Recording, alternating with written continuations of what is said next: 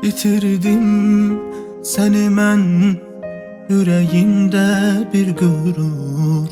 Düşündüm, unudaram səni məcbur. Fərqinə varmadın, sən demə yanıldın.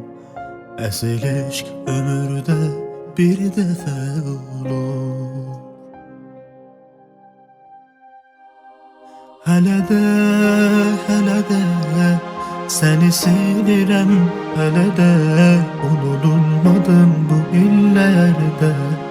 Sevərəm mindən belə də, hələ də səni sevirəm, hələ də unudulmadım bu illərdə.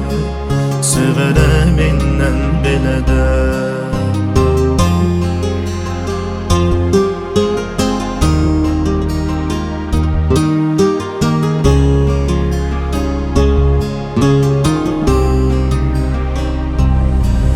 Niye sen benim olmadın? Neler oldu, ne sebepkar? Belki inatkar olmadım. Menem günahkar. Bağışla sevgilim, ben senin olabilmedim.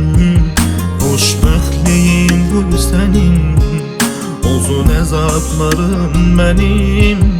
Bağışla sevgilim, ben senin olabilmedim. Hoşbəxtliyim qoy senin, olsun əzablarım benim. Hələ də səni sevirəm, hələ də unudulmadın bu illərdə. Sevərəm mindən belə də, hələ də səni sevirəm, hələ də unudulmadın bu illərdə. Sevərəm mindən belə də. Bitirdim səni mən, ürəyimdə bir qürur. Düşündüm, unudaram səni məcbur. Fərqinə varmadım, sən demə yanıldın. Əsl eşq ömürdə bir dəfə olur. Xatırla məni sən, birərdən nə olur.